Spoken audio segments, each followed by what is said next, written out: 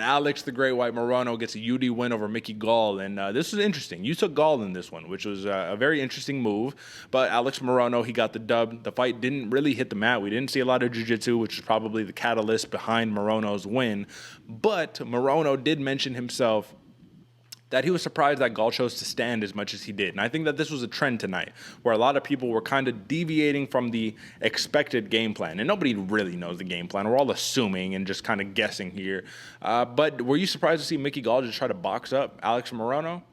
Yeah, man. I was expecting Gall to shoot a lot more. I was expecting him to go for ground game. I felt he had the advantage on the ground where Morono had the advantage in the hands, and that's what it played out to be. It might have been that Morono was able to shut down the ground game and able to keep things standing, so credit to him for that one. But yeah, I was surprised to not even see – I think Gall might have attempted 2-3 takedowns maybe, but if then, probably not. Yeah. I think it was two. The first one was decent. The second one, you saw Alex Morono sprawl like his life depended on it. And that's part of the game plan, right? Maybe part of why Gall said, okay, well, I guess that, this isn't going to work. We're just going to put the pressure on him. And he put the pressure on him. But Alex Morono, he's an educated fighter, man. Even though he has this wild, brawling style and he tends to put himself into these firefights, the man is as dangerous as they come. He talked about his jab all in the post-fight presser, and I believe that he does have a very, very solid jab. Big hooks that were swinging and missing that left him open to get countered. But, under the tutelage of Saif Saud, I honestly believe that Alex Morono is in good hands, man. He's just kind of putting away anybody that they put in front of him for the most part.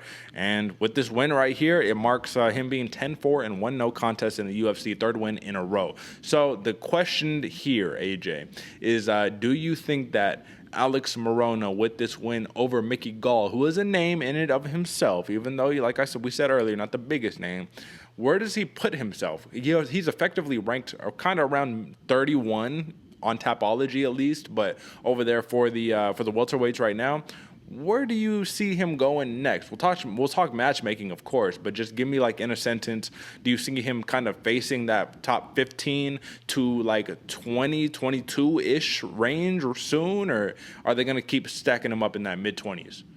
The way I'm thinking about this one is Alex Morono has really solidified himself as someone who's a true gangster in the division. Somebody who's willing to fight names going forward, and I think that's who they're going to give him next. Really, that 15 to 20 range, but I think they're going to give him somebody of a little bit more name recognition, so that way Morono is able to make a little bit of a name for himself going forward. He did a little bit with Mickey Gall in this fight, but again, Mickey Gall is a smaller known name. I think the next one's going forward are going to be a little bit bigger, but still in that 15 to 20 ranking-ish. Yeah, sure. And Alex Morono, he cashed in as a -220 favorite, got the dub on that. And for folks who are interested, the over cashed on this one as well at -200.